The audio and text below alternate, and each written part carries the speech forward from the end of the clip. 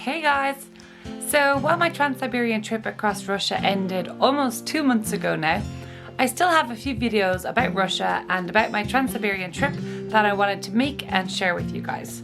So the first video I wanted to share with you guys is about food. It's one of the most asked questions I got when I was doing my trip across Russia. People on Facebook and Instagram and even on YouTube were asking me, what is the food like in Russia? What are you going to eat when you're on the train? Where are you going to get your food? Where are you going to buy your food? What exactly is going to be available? And how are you going to be able to order that if you don't speak Russian? So I thought it would be a good idea to make a video talking about the type of food that I ate on the train, where we bought the food, and just a general video about the food in Russia and what you can get there. Okay, so if you're going on the Trans Siberian and you're going for a long journey, whether it's 24 hours or 48 hours, if it's an overnight trip and you're in second class, which is what we booked for most of our trip, normally the Provinitsa will come in and offer you a free meal. So no matter how long your trip is, you normally just get one of these free meals. This was our experience anyway. Sometimes we'd be on the train for 2 days and we would still just be offered that one meal. It's like a hot meal, kind of like you'd get it on an airplane. You open it up, kind of like rice and chicken. There's some bread, sometimes some salami, and for some reason we always got Oreo cookies as well. So yeah, you'll get offered that. Sometimes there's a choice, say like beef or chicken or fish or chicken, or sometimes the Provinitsa would just come in and just give you whatever he had or whatever she had. And this would happen normally around 5 or 6 p.m. So for many of our trips, that sorted us out for dinner for the first night of our trip. Or if we arrived very late, we'd say, oh, can we have it the second night? So he would come in at 5 p.m. on the second day of the trip and give us the meal then. But for the rest of the journey, we kind of had to fend for ourselves. So you have to think about food that's gonna last, because you don't have any way to refrigerate your food once you're on the train. So we kind of bought long-lasting food, not the most nutritious by any means, but mainly pot noodles, to be fair. We kind of lived on pot noodles for most of our time.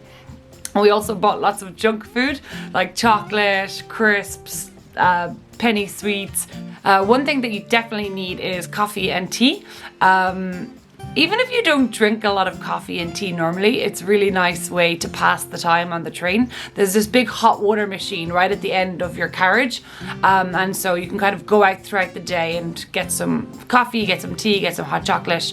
You can also buy it direct from the Provinitsa, so if you don't bring it yourself, you can buy it for like the equivalent of 50 cents. You can buy an instant coffee from them.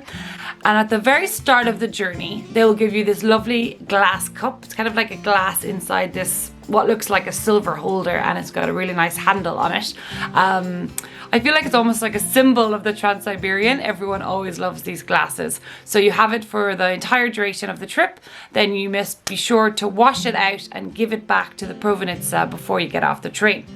Now, our first journey, we forgot to bring tea and coffee, but we were sharing with a very nice Russian lady. She was traveling for 5 days with her daughter, this very cute little girl, and they shared all their food with us. They shared their food, their coffee, their tea, everything. So then whenever we did find a supermarket or a stall, so if the train stops for more than 10 minutes, we normally jump off the train, either go to one of the stands at the railway station, or else run to a nearby supermarket for like 10 minutes and just kind of like supermarket sweep. You're just kind of grabbing stuff off the shelves, filling up your basket and running through the supermarket, getting as much of it as possible, and then running back to the train before it leaves. The train finally stopped for long enough that we could actually get off and get some supplies. So we ran over to these little women that were selling pastries and little pancake things, and we got some more noodles. So hopefully now we've got some food for the next 24 hours, and we'll jump off again tomorrow, I guess, and hopefully get some more food. Okay, so if you don't want to just live off of pot noodles and crackers and cheese or whatever it is that you can get in the supermarket, you can also go to the restaurant cart on board the train.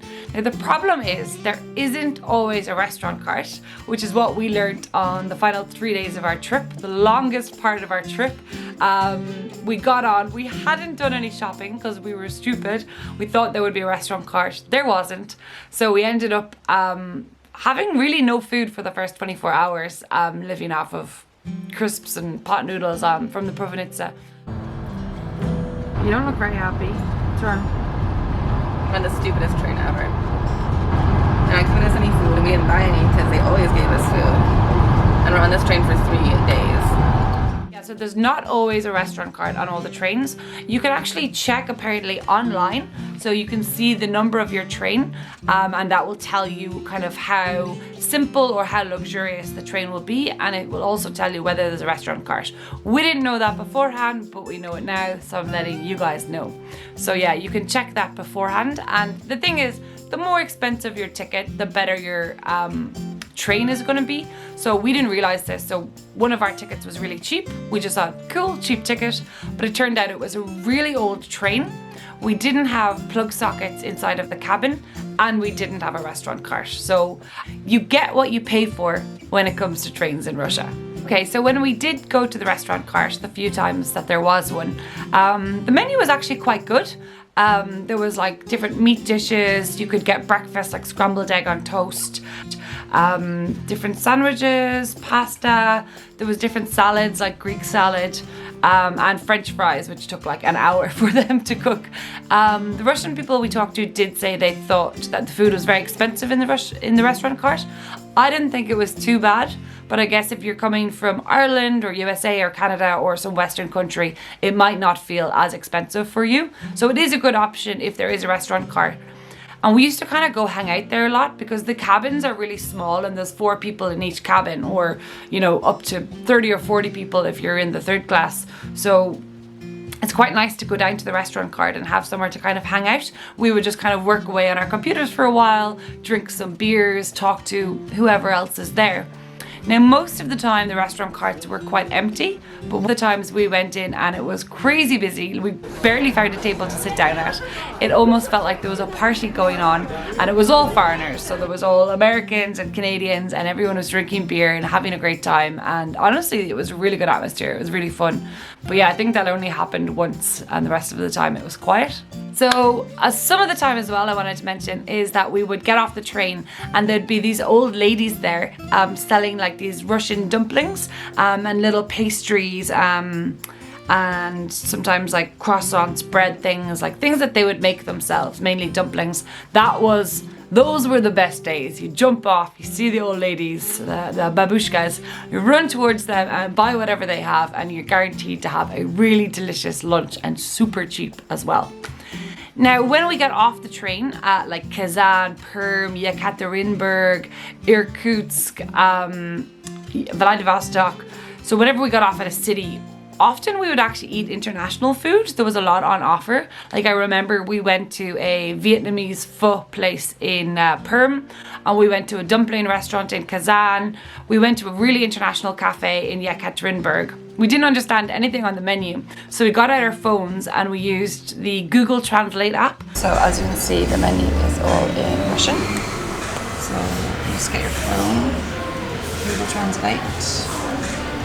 You hold the phone over the menu and then it comes up in English on your phone, which is pretty cool. And so it told us exactly what is on the menu, and it made it really easy to order a really delicious breakfast. Probably one of the best meals we had at that little cafe in Yekaterinburg. So do download the Google Translate app and be sure to get a Russian SIM card so that you have data and internet access during your trip. Besides the food, I wanted to touch briefly on the drink, as I don't know if you guys have watched my other videos, but we got a few comments like, oh, you girls drink a lot, or you're always going to bars and you're always drinking beer. And it is true, we did drink a lot on this trip. Cheers to my Trans Siberian adventure. Cheers. Cheers. Cheers. Cheers. Lemon shallow. Cheers. My friend Amy, who I did the trip with, she's very into cocktail bars. She loves cocktail bars. So every new city we went to, she had a plan to go to at least 2 or 3 cocktail bars, and she was going to write this article on her blog about the best cocktail bars across Russia. So we had a lot of fun finding cocktail bars and speakeasies. Once we got in, then they would make these incredible cocktails, these incredible drinks, so the mixing fire, and the menu is just pictures from Van Gogh or Picasso, and you pick a picture that you like and they make the cocktail. They would always tell us the next bar to go to and the next bar to go to and the next bar. So we kind of went from city to city to city, always following the direction and the advice of the people, the bartenders in the city beforehand.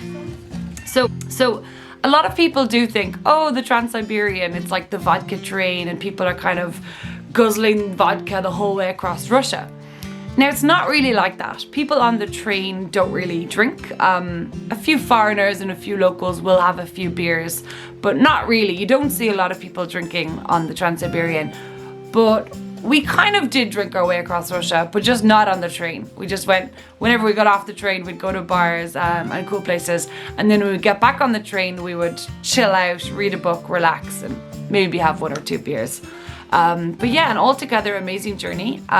There is loads of different food options, like I've just said, and obviously when you go to the cities themselves, you can always find good food. We did go to a few traditional places and we weren't too impressed with the food. I think it was in Irkutsk on one of our last days. Very traditional cafeteria, very cheap. You go up, you point what you want, they put it on, they heat it up in the microwave. It was very starchy, very heavy. It would make you feel very full. One thing I will say is these dumplings that you can get in Russia are amazing. So definitely pierogi, is that what they're called? I can't remember. You gotta try the Russian dumplings. They're so good. And obviously the food in Moscow, there are so many good restaurants. So be sure to check them out before you get on the train. Okay, I hope this video was helpful to you guys if you are taking the Trans-Siberian. I have a whole other playlist of videos about Russia. There's about 9 or 10 videos there if you would like to go check them out. And be sure to subscribe below if you haven't done so already for more great videos about Russia and my travels around the world. Spasibo большое, до свидания.